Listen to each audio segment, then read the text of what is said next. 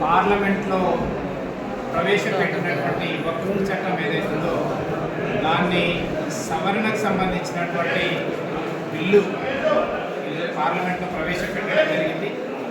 వక్ఫ్ board bill అమెండ్మెంట్కి సంబంధించినటువంటి విషయం పైన ఈరోజు జిల్లాలో విస్తృతంగా ప్రచారం కల్పించాలని, దానివల్ల ఈరోజు వక్ఫ్ ఆధీనంలో ఉన్నటువంటి భూమికి మరి దానికి సంబంధించినటువంటి ఇబ్బందులు పడుతున్నటువంటి రైతులు కానీ ఇల్లు కానీ ఉన్నటువంటి వాళ్ళకు దీని ద్వారా మేలు జరుగుతుంది.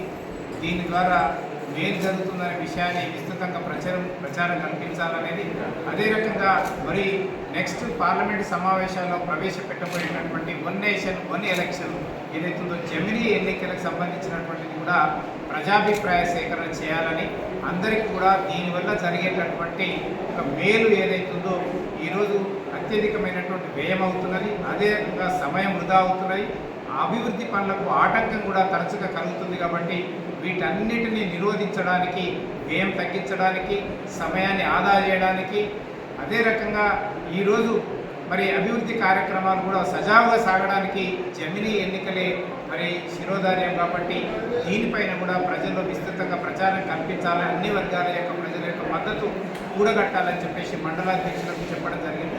ముఖ్యంగా ఈ తెలంగాణ రాష్ట్రంలో ఈరోజు ఉన్నటువంటి ప్రభుత్వము ఈరోజు యూనివర్సిటీ భూములను, సెంట్రల్ యూనివర్సిటీకి సంబంధించినటువంటి 400 ఎకరాల భూమిని అమ్మి ఈరోజు ఆక్షన్ పెట్టేసి దాని ద్వారా వచ్చేటటువంటి డబ్బులతోని ఈరోజు ఈ రాష్ట్ర ప్రభుత్వం చేస్తున్నటువంటి అప్పులు తీర్పాలని, అప్పులకు చేసినటువంటి మిత్తిలు కట్టడానికి, అదే రకంగా ప్రజలకు ఇచ్చినటువంటి హామీలు అమలు చేయడానికి, సంక్షేమ కార్యక్రమాలని తెగనమ్మాలనే ప్రయత్నం చేస్తున్నారో దీన్ని భారతీయ జనతా పార్టీ అడ్డుకుంటున్నది. నిన్ననే కేంద్ర మంత్రులందరికీ కూడా విన్నవించాం. ఎట్టి పరిస్థితుల్లో కూడా మరి ఈరోజు ఈ యొక్క భూమిని వేయనీయం. కాబట్టి 400 ఎకరాలు ఏదైతుందో సెంట్రల్ యూనివర్సిటీలోనే కొనసాగాలి.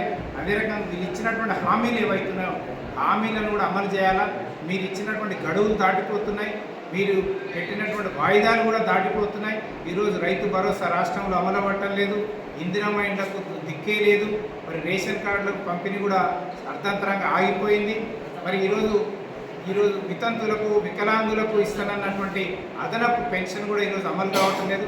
మహాలక్ష్మి పేరుతో మహిళలకు ఇస్తున్నటువంటి 2500 కూడా ఇవ్వటం లేదు. మరి ముఖ్యంగా కళాశాలకు వెళ్ళేటటువంటి బాలికలకు ఇస్తున్నటువంటి స్కూటీ లేదు.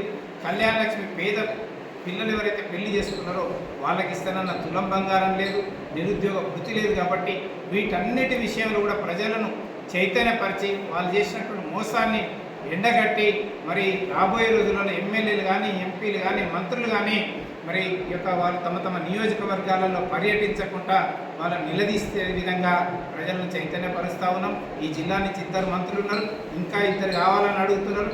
ఇప్పుడు ఉన్నటువంటి వాళ్ళు ఉద్ధరించింది, కొత్తగా వచ్చేది ఆయన చేసేది ఏముంది. కాబట్టి దయచేసి ఈ జిల్లా నుంచి మంత్రివర్గంలో ప్రాతినిధ్యం వహిస్తున్నటువంటి మంత్రులు ఈ జిల్లాలో త్రాగునీటి సమస్య ఉంది. ఇటీవల అకాల వర్షాలకు నష్టపోయినటువంటి పంటలు ఉన్నాయి.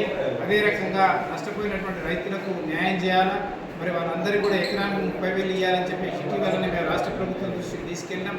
ఇవన్నిటిని కూడా పరిష్కారం కోసం మరి ఇక్కడ ఉన్నటువంటి జిల్లా మంత్రులు కృషి చేయాలని చెప్పేసి మేము డిమాండ్ చేస్తాం.